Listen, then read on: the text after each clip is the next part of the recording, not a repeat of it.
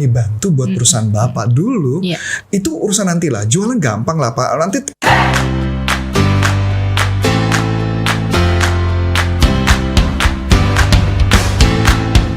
Halo sahabat sales dimanapun Anda berada, jumpa lagi dengan saya Ana Melani dalam channel YouTube Coach Antonius Arif yang membahas tentang selling dan marketing. Nah, topik kita kali ini datang dari pertanyaan dari sahabat sales. Minta tips gimana sih jualan untuk para sales distributor yang marketnya ke toko-toko. Nah, ini menarik ya. Nah, sebelum kita bahas lebih lanjut, yuk kita simak yang berikut ini dulu ya. Sebelum Anda lanjut nonton video ini, silakan Anda subscribe, like, dan share kepada teman-teman Anda sehingga channel ini bisa bertumbuh. Halo sahabat sales dimanapun Anda berada, jumpa lagi dengan saya Ana Melani dalam channel YouTube Coach Antonius Arif, dan saat ini sudah ada bersama dengan saya Coach Antonius Arif. Halo Coach. halo. Apa kabarnya Coach? Baik. Wah, rapi banget hari ini ya Coach ya. Ya ini abis selesai meeting ya. Oh, oke. Coach, topik kita kali ini itu datang dari sahabat sales. Namanya itu Muhammad Saleh. Muhammad Saleh. Oke. Ya, Pak Muhammad Saleh menanyakan tips jualan untuk para sales distributor yang marketnya ke toko-toko. Oke. Iya, kebetulan beliau ini di bidang distributor aksesoris handphone. Oke. Nah, kok sebelum kita ini nih bincang-bincang lebih jauh nih, ada yang nanya nih dari sahabat sales, apa benar Anda seorang coach? Ini pertanyaan menarik ya. Iya. Yes, betul. Saya resmi coach. Jadi coach itu ada. Jadi yang pertama saya license trainer dari NLP. License trainer NLP, langsung belajar di Dr. Richard Bandler, penemunya NLP, dan memang saya license untuk itu yang pertama. Yang kedua, jadi saya resmi ya? Resmi. Siapa tuh Richard Bandler ya? Dia adalah penemu, pencipta NLP. Oke. Ya. Malah penciptanya ya? Ya, langsung. saya belajar Oke. langsung dengan Dr. Richard Bandler, itu yang pertama. Yang kedua, itu baru NLP ya. Baru NLP. Baru NLP. Oke. Yang kedua, saya certified coach dari Guerrilla Marketing Coach. Oh, oke. Apa GMC itu? USA dengan Mitch Meyerson. Itu adalah Guerrilla Marketing Coach, adalah bagaimana cara berjualan dengan budget dikit tapi penjualannya bisa bagus. Oh, oke. Resmi, license credential dari mereka. Yang kedua, yang ketiga saya certified coach dari MCF, Apa itu Meta Coach Federation. Oke. Itu langsung belajar coaching dengan MCF dengan Michael Hall. Oh, oke. Siapa Michael Hall? Michael itu adalah master trainer atau pencipta untuk teknik coaching Meta Coach gitu ya. Meta dengan Coach ya. Jadi coaching dengan teknik NLP. Itu baru 3 ya. Baru 3. Baru 3. Oke, Yang keempat adalah saya coach juga legitimasi dapat credential dari ICF. Wah. Jadi kalau saya dengar ICF itu lembaga coaching terbesar di Amerika ya. Di dunia. Oh, di dunia ya. Malah di dunia ya. Di dunia, Oke. betul. Jadi layer pertama adalah sertifikasi coaching, yang kedua adalah SEC, layernya yang ketiga adalah PCC, yang keempat MCC, dan kebetulan saya pernah sampai PCC level. Wah, berarti jadi jam bukan terbangnya coach sudah abal-abal dong ya. Iya begitu. Wah, kredensialnya lumayan ini. Oke. Dan apakah itu belum di luar yang lain Bu. Saya masih ada gitu? sertifikasi lagi dengan coach dengan grounded business coaching, itu di dengan GBC itu juga ada untuk business coaching, dan masih banyak lagi sertifikasi lainnya. Oh, oke. Nah, ini kan Coach Arif ini kan terkenal dengan coach yang membahas tentang selling. Nah, selling dan pengembangan hidup, pengembangan diri ya, pengembangan diri. Nah, emang apakah memang pernah menjadi seorang sales coach? Oh iya, tentunya. Jadi gini, saya itu adalah praktisi sales. Praktisi sales dari door to door. Istilahnya naik bus, turun bus gitu ya. Oh, pernah masuk ke dilakukan rumah-rumah. ya? Pernah melakukan istilahnya itu. berarti kayak canvassing gitu ya, Coach? Canvassing ke perkantoran saya pernah, canvassing ke rumah-rumah juga pernah. Terus kemudian naik level, kemudian pernah megang di daerah Mangga 2, kemudian saya ke toko-toko distribusi dan sebagainya, kemudian naik level lagi kita jual ke corporate gitu ya. Terus kemudian masih banyak lainnya sampai akhirnya posisi dari bawah sampai ke sales director. Jadi pernah dapat penghargaan dari 2004, 2005, 2006 itu dapat penghargaan sebagai Top Achiever Award karena pencapaian target dari perusahaan itu dua kali lipat daripada seharusnya, dan saya dapat penghargaan 3 kali berturut-turut 2004, 2005, 2006, dan itu sebelumnya yang sales sebelumnya tidak berhasil untuk melakukan itu, dan saya berhasil itu. Dan akibat itu dari 2006 saya dapat penghargaan dari majalah SWA sebagai marketer tua tahun 2006. masuk majalah SWA, dan tambahan lagi di tahun 2006 juga saya sempat diliput di media majalah SWA tersebut. Diliput profil saya dan sebagainya, dan saya masih dapat penghargaan sebagai the best growth in Asia di tahun 2004 gitu ya, untuk penjualan large format printer. Apa itu? Printer besar, printer segede kurang lebih sekitar 1 sampai 1,5 meter ya, 36 sampai 44 inch. Waduh, itu customernya siapa aja? Customernya itu fotografi dan percetakan. Nah, itu yang membawa saya menghantarkan produk yang nggak bisa dijual karena harga kita lebih mahal pada kompetitor, $1.500 lebih mahal pada kompetitor, dan saya berhasil. Dan itu yang membuat produk itu berhasil, dan ya sempat jadi legend lah. Jadi legend untuk penjualan produk itu. Kemudian masih banyak prestasi lainnya ya, penjualan berkaitan dengan produk, persediaan produk Tricom, dan masih ada beberapa produk-produk penghargaan lainnya. Wah, berarti memang sudah sales ya coach ya? Iya, sales sudah mendarah daging lah ya, udah mendarah daging. Nah, berarti kalau ada teman-teman sahabat sales corporate yang mungkin mau mengundang untuk in-house, wah itu bisa dapat pengalaman dari coach Arif nih yang bisa di-sharing di situ. Dan menariknya setelah jadi trainer pun saya sempat di hire atau dijadikan konsultan oleh Imparta. Imparta itu adalah top 20 sales training provider in the world, base-nya di London. Oh, jadi termasuk 20 besar perusahaan. 20 besar perusahaan tentang training sales di dunia. Okay. Dan saya jadi faculty member. Base-nya di mana tadi, London, coach? di London. Di London ya. Iya, memang bahasa Inggris saya nggak terlalu bagus. Cuman hanya kalau mama berkomunikasi saya bisa. Ya sejak gini walaupun bahasa Inggris saya yang terbata-bata dan nggak terlalu bagus, paling nggak pernah sempat ngajar di Filipina, di Manila, gitu ya. Oke.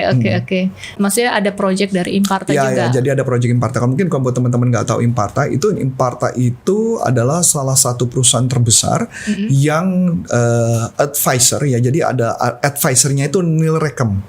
Neil Rackham itu adalah pencipta spin selling. Jadi mereka minta seperti itu, dan ada beberapa perusahaan Inggris lainnya yang kontak saya juga. Cuman saya jujur agak lupa namanya karena kalau dari sana memang satu lagi nggak dapat project. Kalau dari Imparta projectnya banyak banget. Ya gitu. boleh, nanti kalau ada sahabat sales yang pengen tahu lebih jauh ya, tinggal di searching aja ya. Gitu. Ya dibuka aja di websitenya. Di Imparta. Oke, coach, kita mau lanjut nih topik kita, bincang-bincang kita itu ya. Wah, dengan sederet prestasi coach ini ya luar biasa. Oke. Jadi bagaimana tadi cara distribusi ya dari sahabat sales dari Muhammad Saleh tadi tuh ya, distributor marketnya ke toko-toko. Oke. Kita bicara mulai toko dulu ya. Kita bicara toko. Jadi gini, ini berdasarkan pengalaman saya karena saya kebetulan pernah ngurusin di toko.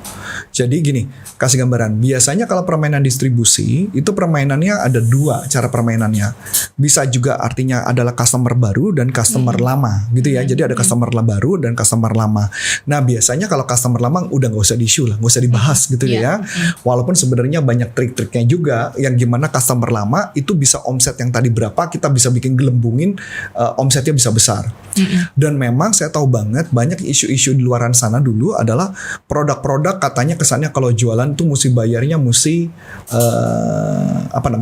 term payment atau consignment dan sebagainya. Waktu itu kebetulan ketika saya pegang produk, saya kebetulan waktu itu perusahaan kami tidak lagi memberikan tentang consignment dan tidak memberikan term payment pada saat itu. Karena waktu itu ada beberapa kisah yang mungkin saya tidak bisa sharing karena ini sifatnya confidential. Tapi gambarannya adalah kami tetap bisa jualan produk dengan harga yang sama dengan distributor lain, tapi kami bisa masuk. Karena saya sadar kata kunci penjualan itu sebenarnya hubungan.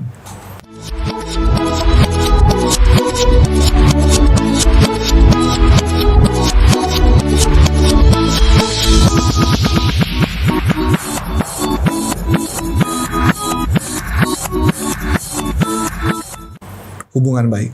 Jadi biasanya yang saya lakukan adalah saya memetakan pola di jam berapa mereka sibuk dan di jam berapa mereka santai. Saya ambil contoh.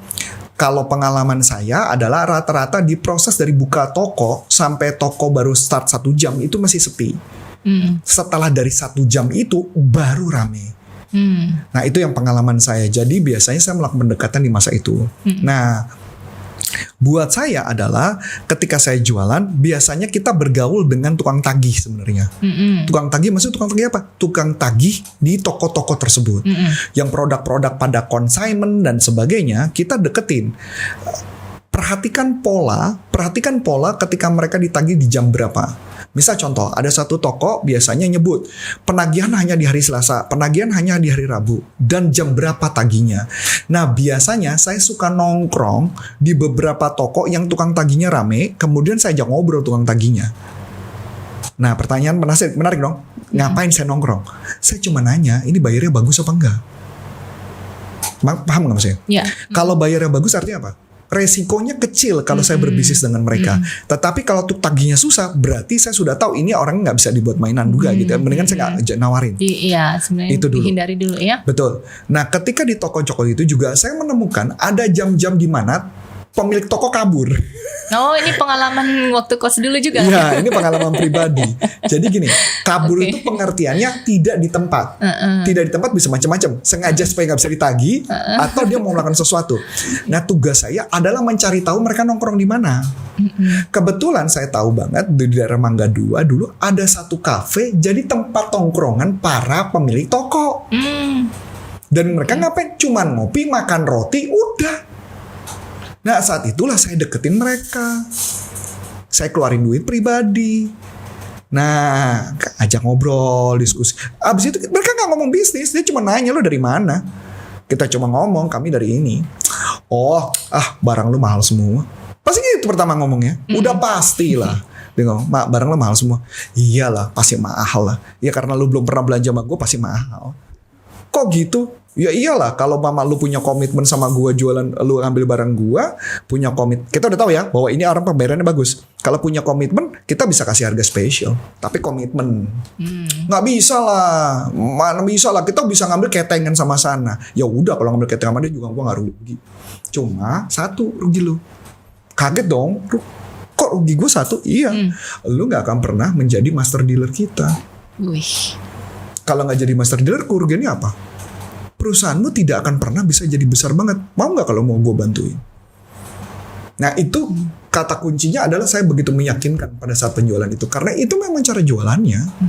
Itu yang kedua ya. Jadi memang harus meyakinkan ya coach ya. Meyakinkan. Jadi jangan kayak tolonglah, bantulah. Ya dikit dulu deh, ambil deh. Ya gue titip. Nggak gitu Yang penting juga. target saya tercapai. Yang penting targetnya tercapai. Nggak gitu juga gitu.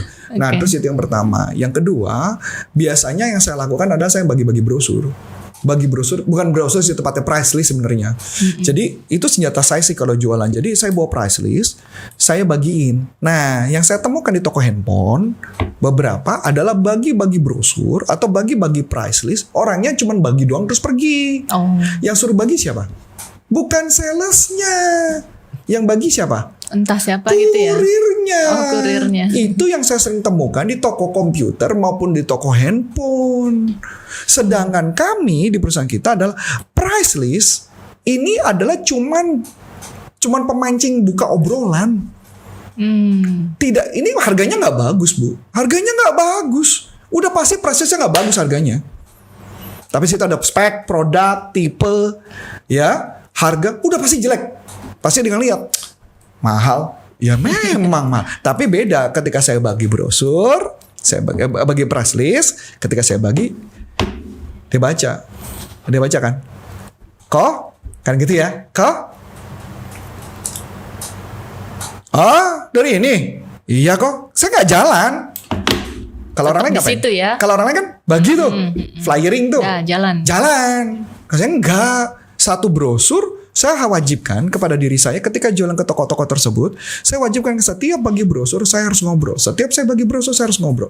Saya bagi brosur tuh nggak perlu habis, nggak perlu proses habis tuh nggak penting. Yang paling penting adalah ngobrol, buka obrolan. Misalkan saya punya target hari ini saya bagi 20, ya 20 aja. Saya punya target 30 saya bagi. Setelah saya bagi-bagi ke toko sambil ngobrol. Jadi dulu di tempat kita cara jualannya price list. Ini adalah bahan obrolan. Begini dibaca.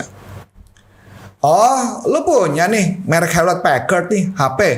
Oh iya. Boleh nih. Tapi harga lu mahal. Nggak seperti itu, toko itu murah. Kita ajak ngobrol langsung. Ya wajar dong kok. Harga dia murah. Dia di master dealer. Ngambilnya banyak. Emang kok ngambil berapa banyak? Gue ngambil cuma segini. Tanggung kok. Sebenarnya banyak apa? Oh banyak. Nah, kenapa nggak jadi master dealer aja? Ya tapi kan gue nggak punya uang sebesar itu, nggak mungkin nggak punya duit. Cuman masalah Koko mau serius atau enggak untuk besarin bisnis Koko. Dan akhirnya ngobrol kan, memang bisa. Gue duduk ya Kok, gue duduk. Nah ini cara metodenya nih, cara metode ya. Ini saya contohin ya. Jadi ada caranya Bu, cara duduk nih. Ya, misalkan contoh ya saya diri ya. Ini kameranya Mas Adi bisa ya. Misalkan saya diri gini Bu Nak ya. Saya diri nih. Saya lepas dulu ya. Jadi dari saya diri gini Bu. Ketika saya bilang mau duduk, ini akan saya lakukan. Nah, ini kedengar suaranya. Misalkan dari diri, saya mau duduk. Boleh duduk? Saya di setengah. Boleh duduk? Ya kedua di setengah pasti boleh. Nggak mungkin dia bilang nggak boleh kan Bu? Boleh duduk? Boleh duduk? Oh iya boleh. Ya udah duduk. Kalaupun nggak boleh pun gue duduk. Okay.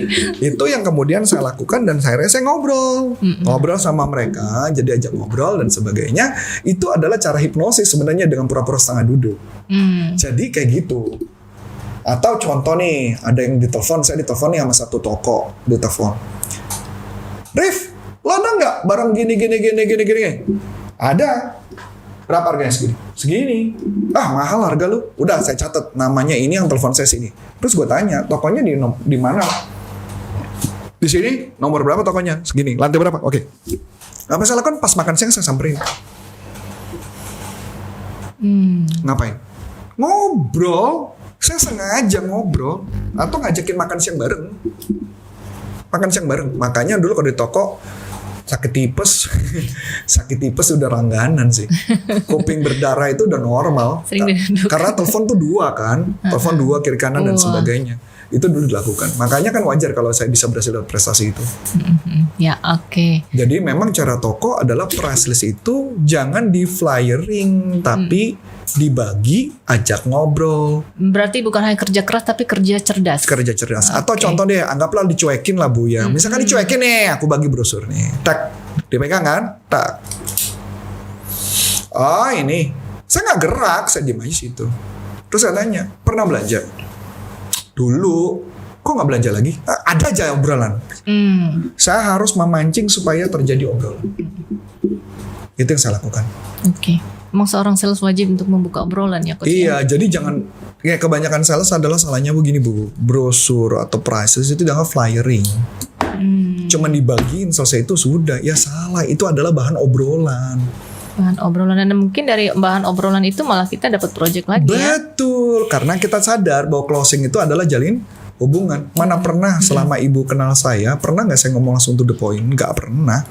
Kalau jualan, saya ajak ngobrol dulu, saya ajak diskusi, gitu kan? Kalau dia bilang, oke coach, nanti kami akan bantu coach, kita akan kasih project ke Coach Arif 1 tahun, gak usah ngomong, gak usah diomongin.